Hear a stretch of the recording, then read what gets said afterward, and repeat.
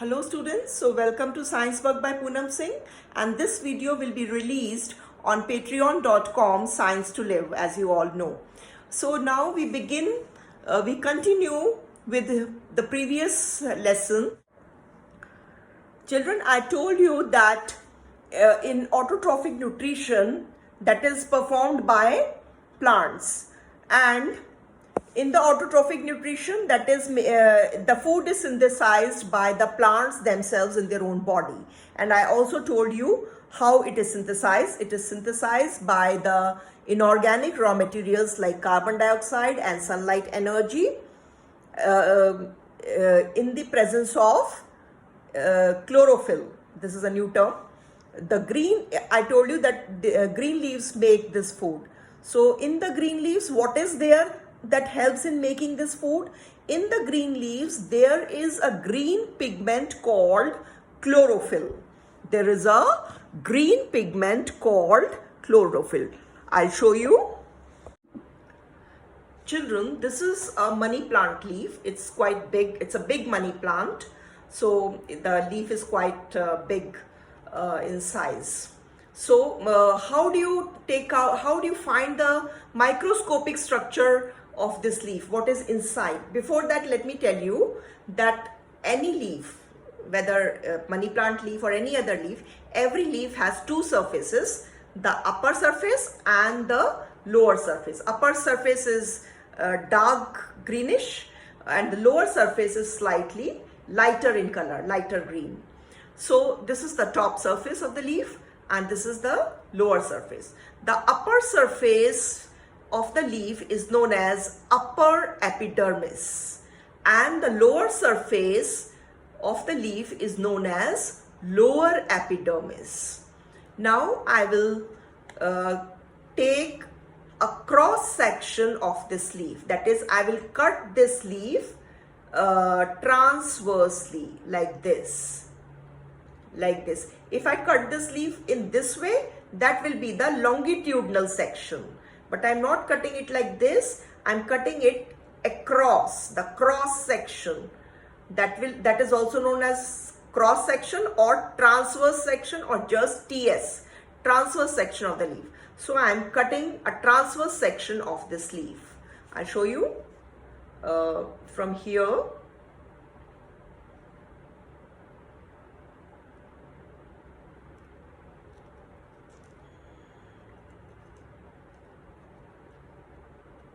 Simply you have to cut it with a blade, a sharp blade.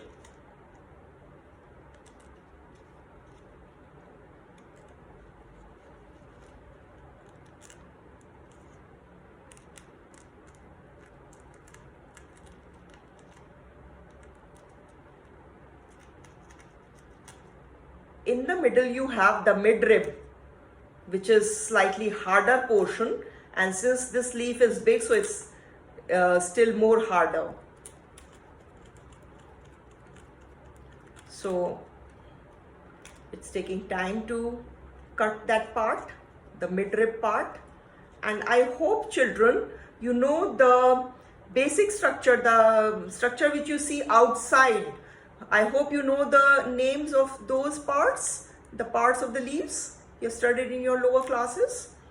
Suppose this is this leaf. This is the stalk or the petiole, and this leaf has a midrib in the center and the veins. And the veins in the sideways. It has veins. So children, I have taken out the cut out the transverse section. The transverse section, let me take this part. This is the transverse section and this is shown in your book, in your NCERT book. We will be observing this part. This part is has got a little thickness. This part has got a little thickness. It's not that it's just, there's no thickness. It has a little thickness which is microscopic, which is very, very small. Like this, you can't see any structure here, but when you see this line under the microscope, you will see cells. So what you will see, that I will show you on the board. Now children, I've pasted this leaf here, the cut leaf here. This is the transverse section, TS, or the cross section. Now what you see here is, this is the midrib. In this midrib, what is there? What is there in this midrib? If you see, if you cut a section here, it will look round here, isn't it? Because this midrib is like a stick or something. So if you cut a stick, the TS of this, a cross section of the stick, it will look round when you see from this side. So this portion, that is this midrib portion, has got xylem and phloem. Xylem and phloem, which are the together known as vascular bundles,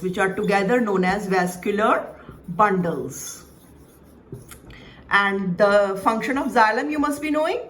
The xylem carries water to various parts of the plant, and phloem carries food which is prepared by the leaf. So it carries food from the leaf to the other parts of the plant. So this portion has got the midrib portion, the midrib. You understand? Midrib, the midrib portion, the TS of this TS, there is TS of midrib has also been cut. So that TS of midrib has xylem and phloem, the vascular bundles. Then what you see in this portion and this portion, that is this line, you should imagine this line which is very fine, and when you are watching it under a microscope, you will see outside there is a layer outside which is a little thickened, and this thickened layer is known as the cuticle. It is waxy, so it is called waxy cuticle. Haven't you seen that the leaf is a bit shiny? It's shining and glossy. That is because of this wax, and that is the cuticle. So outside there is a layer which is known as the cuticle. Then inside you have cells like this. You have cells like this.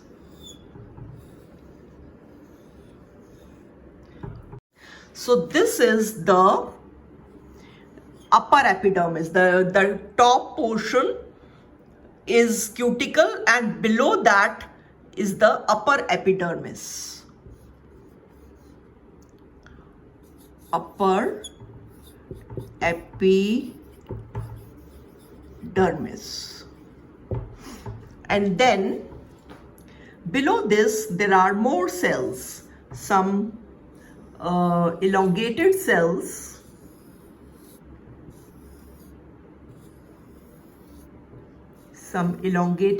you have. The shape of these epidermal cells was different, and these cells are slightly different. They're elongated. Some have got irregular shape also, like this.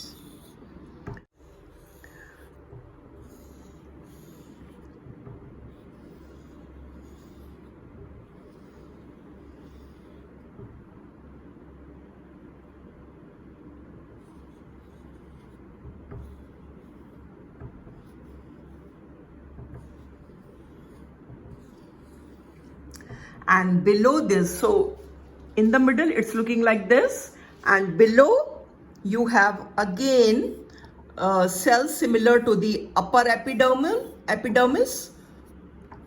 This constitutes the lower epidermis. The lower surface I showed you of the leaf, which is lighter green in color.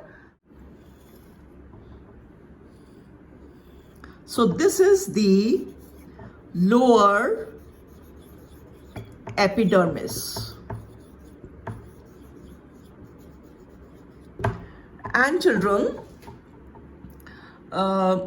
here also you have an outside cuticle. But children, there is a difference in the upper epidermis and the lower epidermis. In the lower epidermis, there are some spaces in between the cells. Like here, I can draw one here. So I will have to modify the diagram. I'm making this cell like this.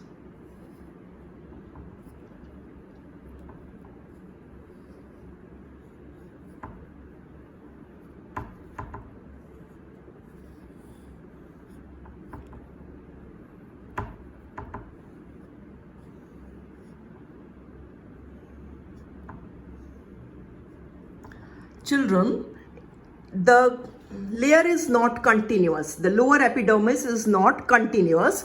It has gaps in between, and you have some cells here which are known as guard cells. Some cells here which are known as guard cells, and in between the guard, this and this, these are the guard cells, and in between there is air space. This is air space, and this air space is known as stomata. This air space is known as stomata.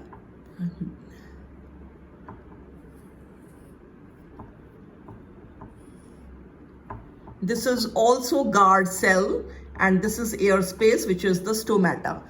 So children, this air space is known as stomata. The singular is stoma. The singular of stomata is stoma. If there is one air space or tiny pore, then it will be called stoma. But if there are two or many, it will be stomata. Plural is stomata, singular is stoma. So instead of calling this as air space, you can call it a tiny pore. Tiny pore. This you have learned in your lower classes what stomata is.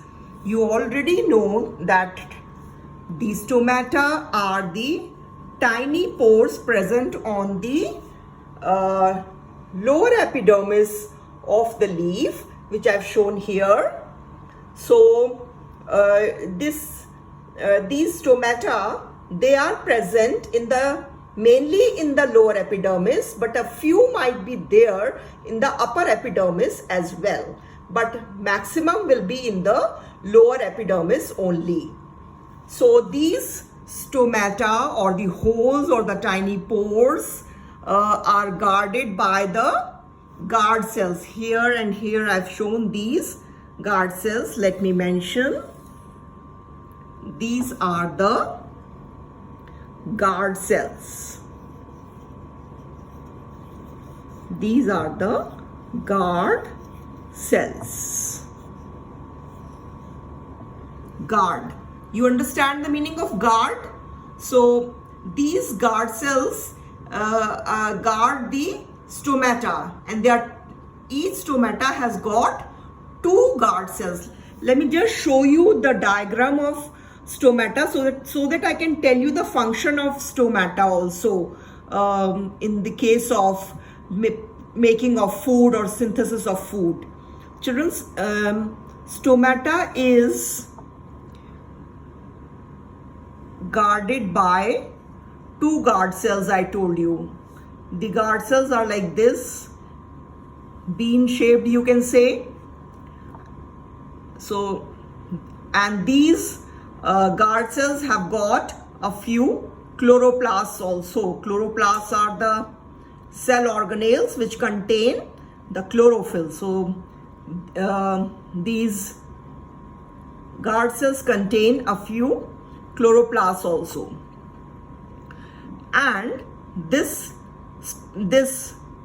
pore that you are seeing in the center is the stomata or stoma, whatever you want to call.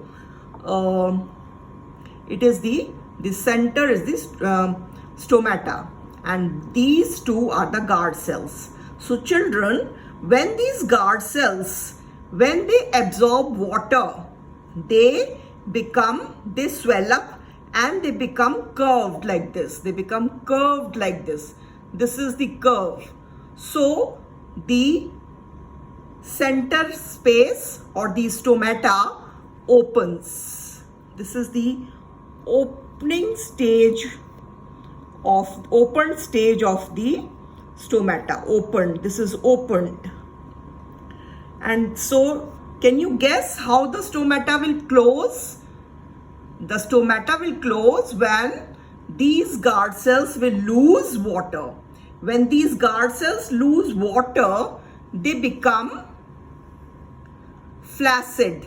Flaccid means straight, and they are no more curved now. They are flaccid. They become flaccid, that is straight and elongated. And they have these chloroplasts. They will have the chloroplasts. But the stomata will be closed. The stomata will be, this is the stomata which is in the closed state. This is the closed state of the stomata.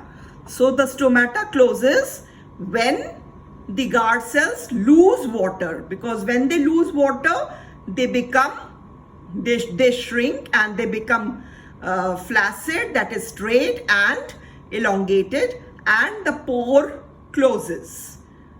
And this was the open state of the stomata. So at the time of making food, when the plant requires carbon dioxide to enter inside, the stomata open, they remain in the open state. And when and you know that the food is prepared during the daytime. So during the daytime, the stomata are open, and at night the stomata remain closed. So this is about the stomata and its structure and the function of the guard cells. Now children, this is a layer which is in between the upper epidermis and the lower epidermis. It has cells which are slightly different in shape, and these cells have also got many air spaces in between. This and this is all air spaces. So this layer in the middle has got air spaces, and these cells have got certain organelles like this, numerous cell organelles, which are the chloroplast, which we wanted to see. Chloroplast, these are the chloroplasts, and they're numerous. In one cell you have numerous chloroplasts, and that is why the green color of the leaves. And these chloroplasts, as I told you, contain the pigment, the green pigment chlorophyll, which helps in the process of making food, that is photosynthesis, which help in photosynthesis. All these cells have got these chloroplasts, numerous chloroplasts. So these are the chloroplasts which contain the green pigment chlorophyll. Round in shape, these chloroplasts, round in shape, okay? These also have.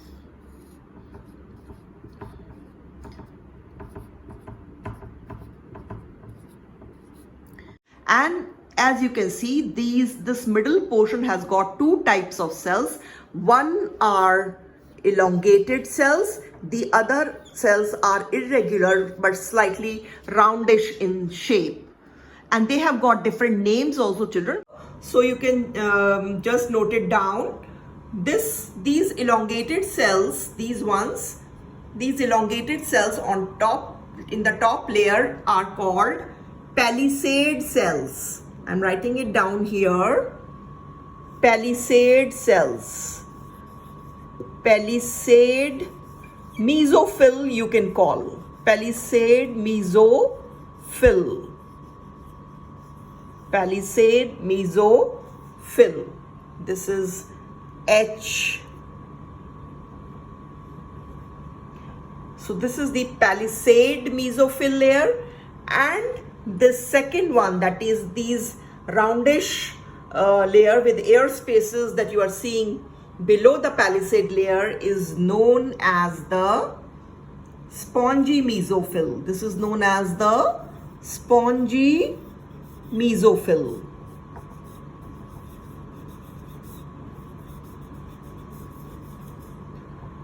So you have in the middle, you have the palisade mesophyll and the spongy mesophyll, and the spongy mesophyll has got lot of air spaces. These air spaces are basically for the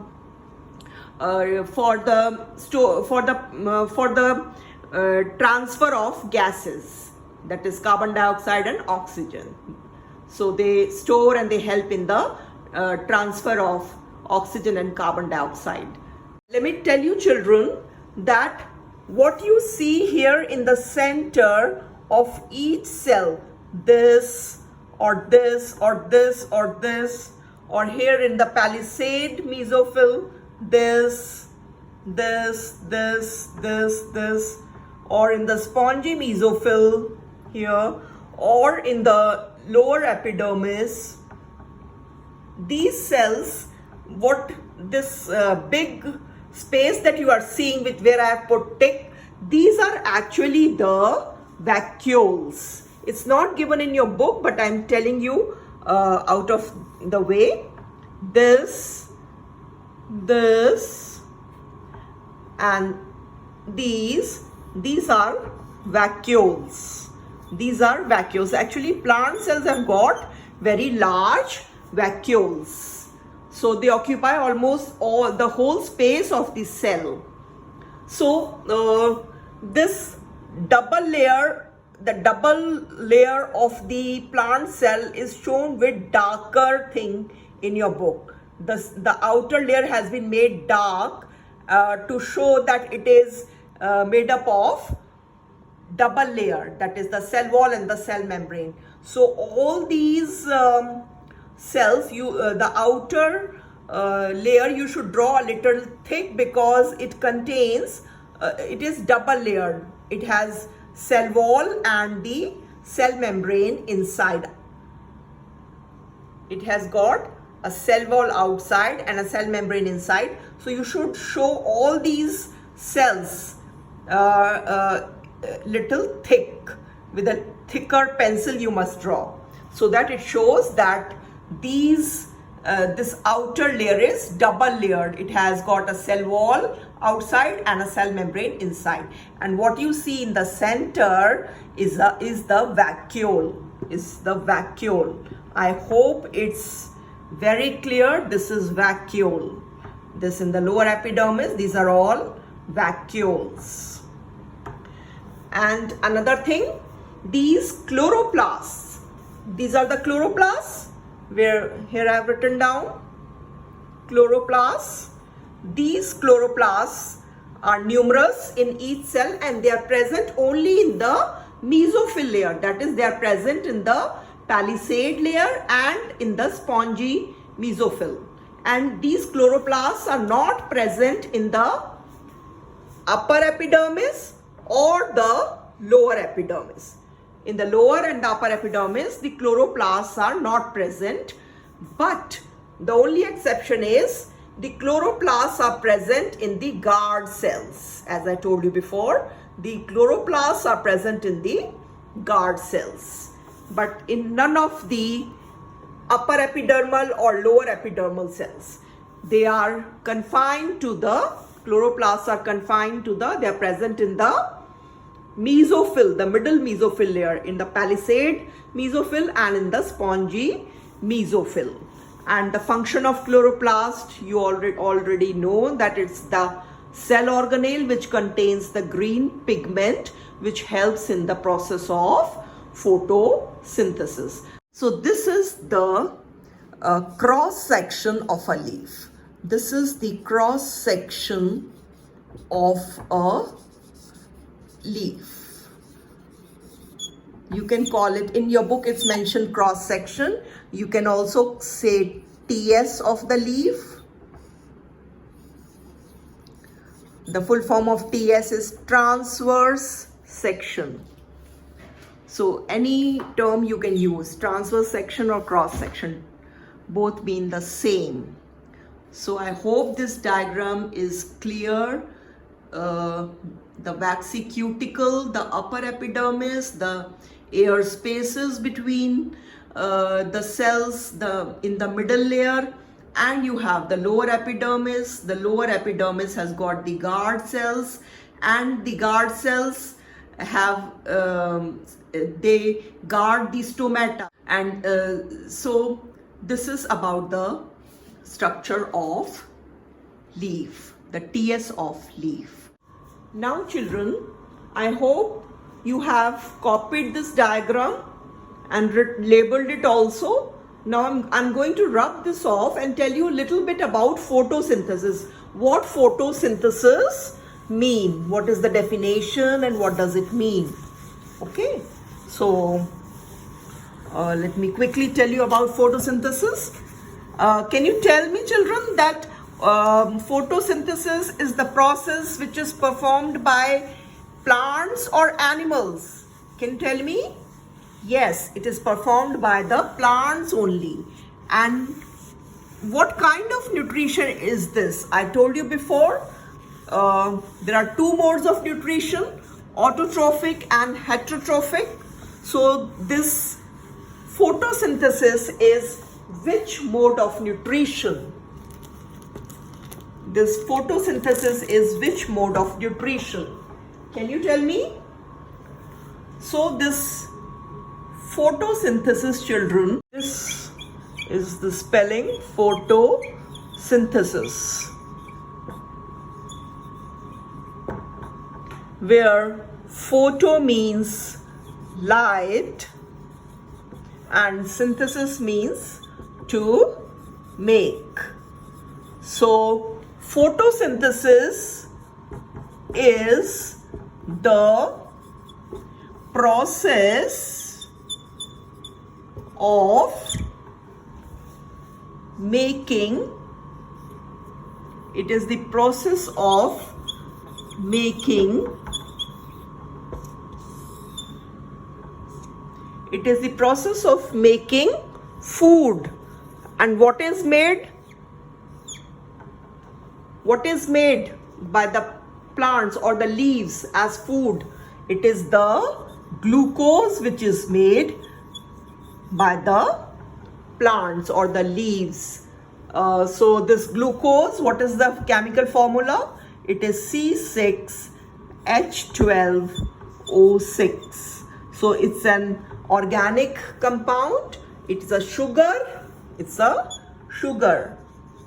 It's a sugar and it's an organic compound. Organic. I hope you understand the meaning. Organic means the compound which contains carbon molecules. Okay. So this is a carbon compound, glucose. So we were doing the definition. Photosynthesis is the process of making food with the help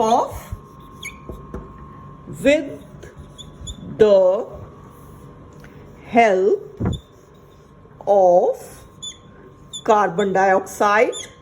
Carbon dioxide is taken from the air, and how does it enter the plant? It enters the plant through the stomata. So with the help of carbon dioxide and water.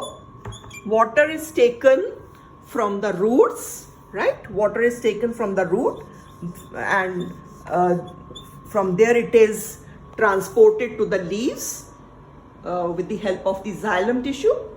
So photosynthesis is the process of making food with the help of carbon dioxide and water in the presence of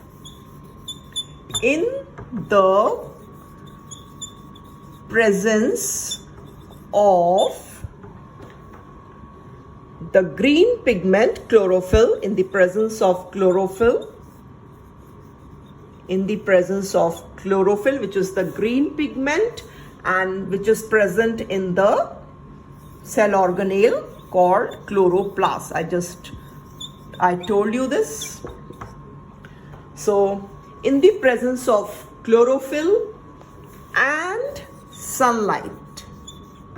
Sunlight, you know that it comes from the sun.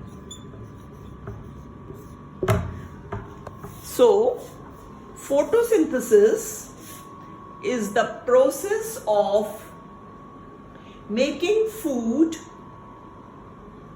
with the help of carbon dioxide and water in the presence of chlorophyll and sunlight, right?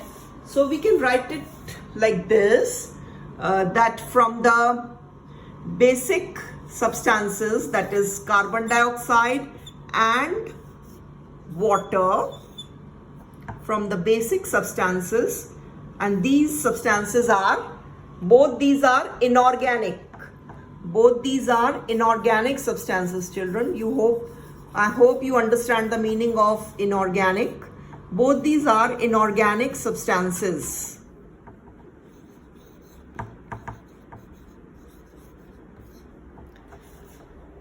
Both carbon dioxide and water are inorganic substances. So from these two inorganic substances, in the presence of sunlight, and chlorophyll, the green pigment,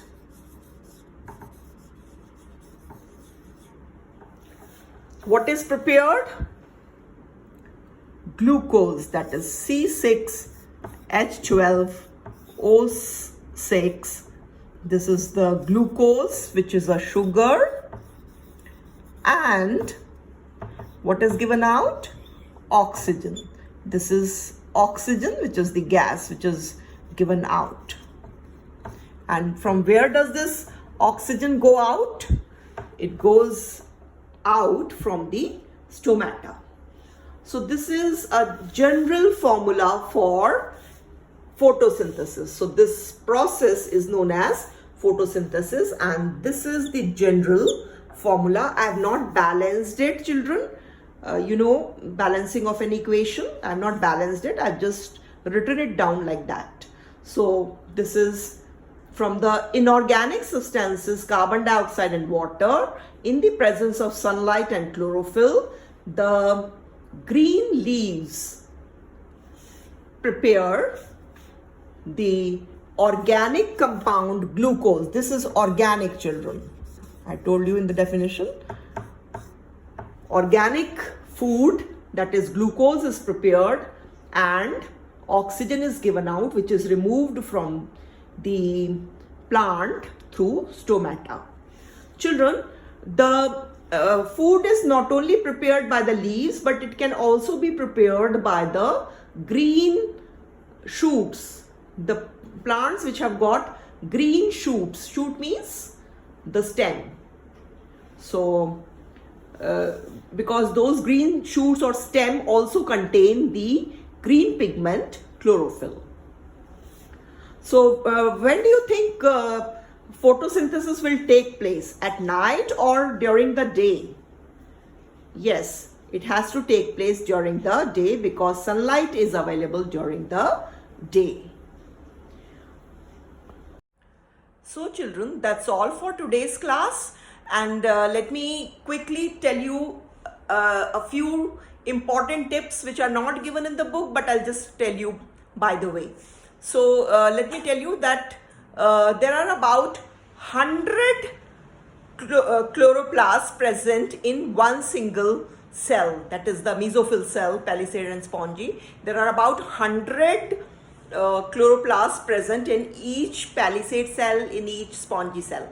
And so you can imagine that there are so many leaves. In one leaf there will be so many something in thousands of chloroplasts will be there, and in the entire plant you can imagine there will be billions of chloroplasts.